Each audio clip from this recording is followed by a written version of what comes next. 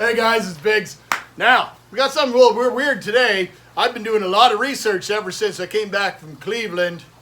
You guys remember what happened when I went to Cleveland? If you don't know what happened, went to Cleveland, you're not going to like this video much at all. Unless you're in Canada, and then you might go, whoo, whoo, ready to go Canada.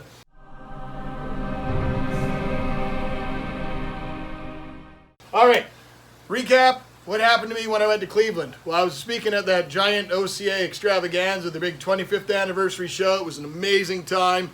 And I was gifted some pretty incredible fish from some pretty incredible fish keepers.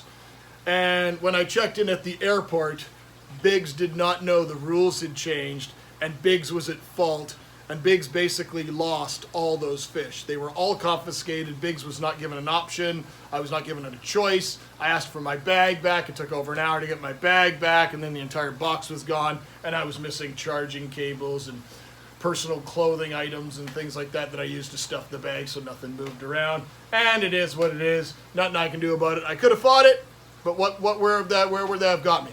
Sitting there arguing with an airline personnel, all they're going to do is take you off the flight. Well, I wanted to get home to my family, so I opted to take my flight and go home. Now, fast track to the week after that, or the week or so after that, I was back at the airport in Winnipeg, flying for work somewhere, and I asked the counterpart. In the USA, you guys have TSA.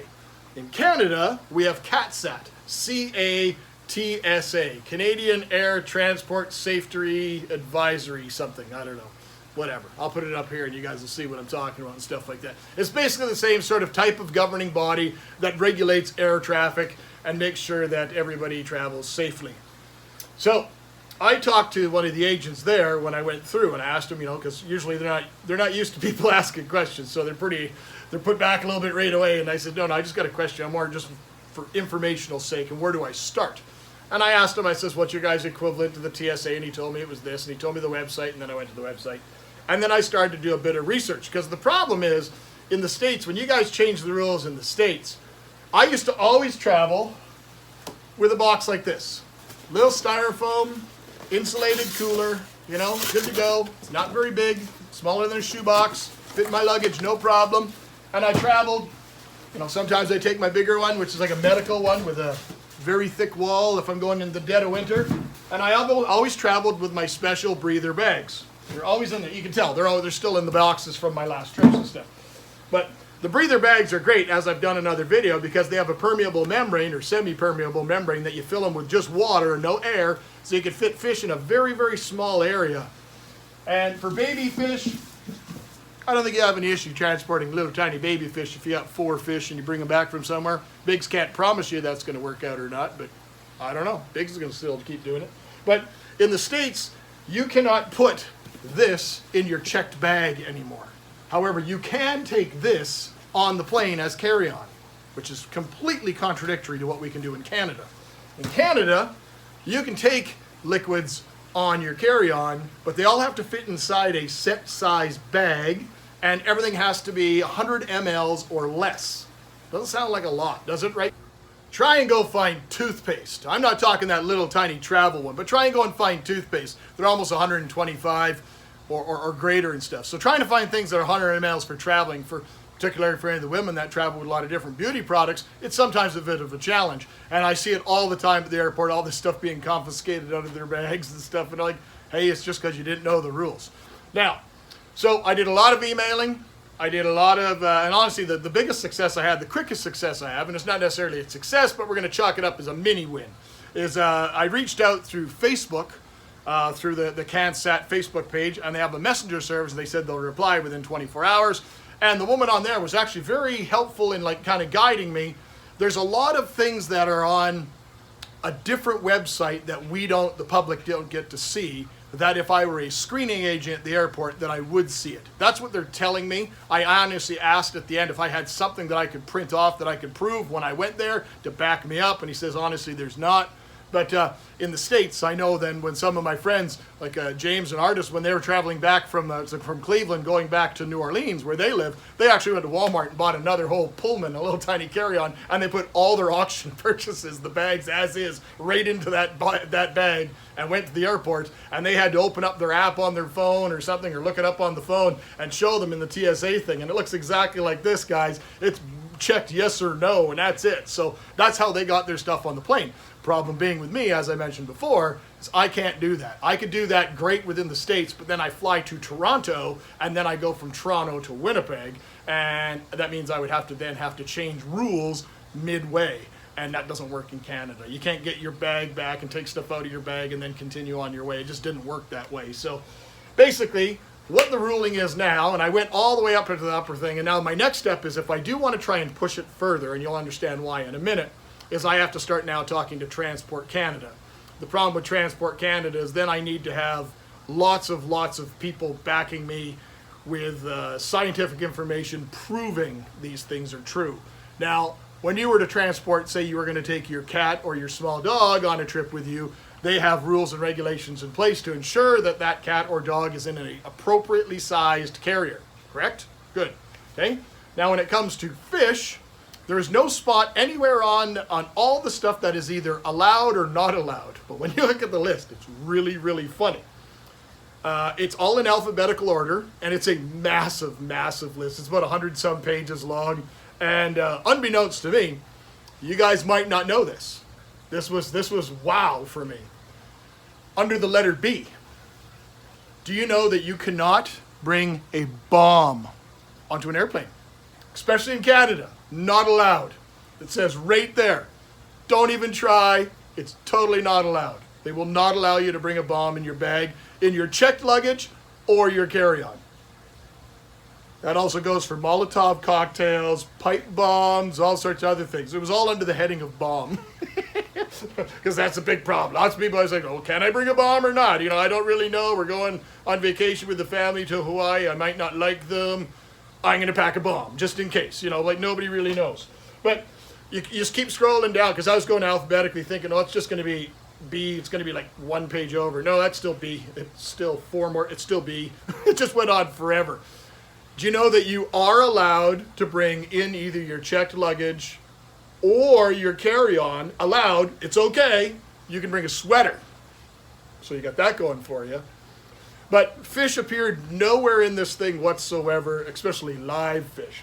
The one section that did have kind of a reference to it was under lobster. Because in Atlantic Canada, we have a huge lobster trade. So I guess anybody goes over to Atlantic Canada has to come home with a box of lobsters. So they had to have provisions in the rules of what you can and can't do with your lobsters. Okay. But under that, it says you can have lobster and then comma fish, meaning caught fish, game fish, and they can be packed in gels and different things. And if they're in liquids, the liquids have to be under 100 mLs or 100 mLs or less. Okay, that doesn't really help. So Biggs is back on the phone. Finally, I got to talk to a few people, and finally they kept moving me up the chain of command.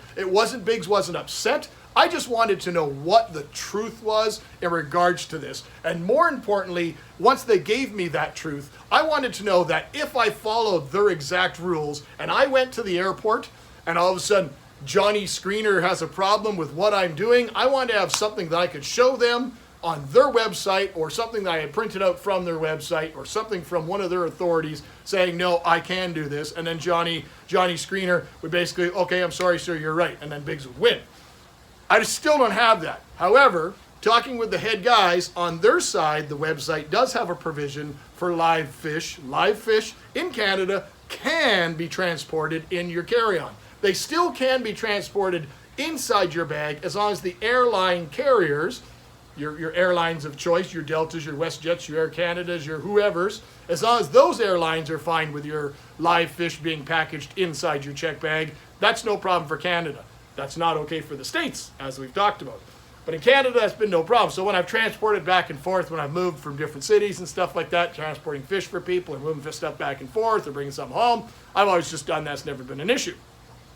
But the problem here lies in the fact that I was always concerned about how could I go and visit a good friend in the States and then they give me 6 baby fish like I've had from, Alan and Karen and Rusty Wessel and all these other people who have gifted me some really, really cool fish over the years. I want to make certain that I can get those fish home safely and legally. I don't want to jeopardize losing a single fish due to this ever again. So, I looked into it a little bit further, and he went it over with me. He says there's no change that's going to happen. He says you can bring fish. That's not the problem. The problem in lies is that they have to be in less 100 mLs of water or less. I don't know if you guys know what 100 mLs is, but it's not a lot. Okay, so I'm just looking at items in my fish room. This is a bottle of hydrogen peroxide that we use for treating algae. We guys have talked about that in another video. 946 milliliters. It's almost a liter. That's too big. A bottle of Thrive, the plant fertilizer. This one's that's safe for shrimp. This is 500 mLs. So I can only have 1/5 of this of water. Can of Coke, 355 milliliters. Doesn't look like a lot, right? Try and put that in a fish bag. I'm not saying the Coke, but that volume of water. Okay? But what we can do, that's a shot glass. That's water. Shot glass holds 27 point something mLs of water. 3-ounce shot glasses equals, 100 mLs equals 3.38 ounces. So I can have the equivalent of 3 of these and just a little bit more in a bag, and I can transport fish legally. There is also no provision, or there's nothing against me bringing back 6 or 8, 10 bags like that. And there's also no provision for me carrying a small bottle of water conditioner per se, and that soon as I'm through security, I could then make water and add water to those bags. They all told me that, so that's something I can do. So I can carry a small bottle of water conditioner as long as it's under 100 mLs, and I can have my fish. So here's the small breather bags that I generally use when I transport. And you guys know it, I tend to try and, I don't have a lot of giant big fish because it's the whole fish room was kind of in a rebirth in the past few years.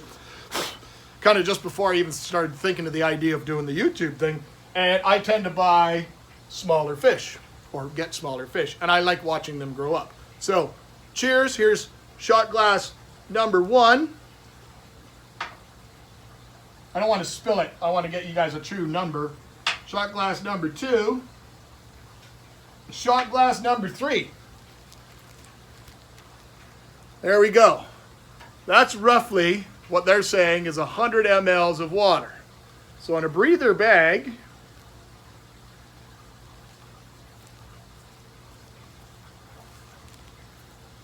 that's not bad. And honestly, when I brought back the Chedamulensis or the Rossio Spinosissimus from Karen Haas and Alan Rawlings, they were in bags about this size. I could safely transport overnight 2 small half-inch fish in this bag without any question whatsoever. When a lot of the people have gone collecting repeatedly all over Central and South America and stuff like that, these are the bags of choice, and they'll put individual fry, individual fish, 1-inch fish in each individual bag, no problem. And they will keep them in those bags in the hotel room, and they'll rebag them every few days, and they'll keep them like that for a week until they actually get them home, because the bag's got a semi-permeable membrane and all the junk moves out. And I also like to travel with polyfilter. So this is polyfilter. I cannot speak enough about this product. This product is absolutely amazing. And I cut it into little tiny, like these are almost transparent. These slivers are so small. And I keep a little tiny baggie of these and half a dozen or so breather bags in my low cooler. Pretty much it's always in my luggage, doesn't matter where I go, because fish is life and they're always around me. But with that polyfilter in there, that product was actually designed for kidney dialysis. And it's a product that removes all sorts of products out of the water, harmful organics, toxic ammonia, heavy metals, all sorts of phosphates, medications, treatments. It removes everything. Absolutely revolutionary product for people that travel like myself or collect and want to catch fish and bring them back alive. So guys, there's the rules. You can do it in Canada. So now I can go to a show in the States. I got to be very, very cautious of what I'm buying. You know, me buying a 3-inch fish is not something I'm going to be able to bring back in that. But if I'm looking at little fish or something like that, things without spines, no cories. Nobody wants cories anyways. Cories are catfish because they eat poop. But certain smaller cichlids, live bears, anabantoids, anything like that, I could carry an adult beta back in this without any issue. Almost any of the anabantoids, no problem. So I'm happy. I'm going to look at that. I'm going to chalk that up as a little bit of a win. We got some information. Doesn't mean we're not going to keep plugging it further, but my goal down the road is to get it almost like the States. Because in the States, you can take them on the carry-on, as mentioned, but the difference being in the States is they don't regulate the actual true volume of water. They say that the water volume can't exceed 100 mLs for fish. In Canada, that's not allowed, and that's directly from the Transport Canada. To fight Transport Canada, as I said, I'm going to need some academics. I'm going to need a bunch of people behind me, and it'll be a long, long battle, and I don't know if it's worth fighting for the little bag of water that we're going to be bringing the fish back in, because we can just ship the fish back. Easy to do, but I thought you guys wanted an update. Biggs is always willing to fight the fight. Take care, guys.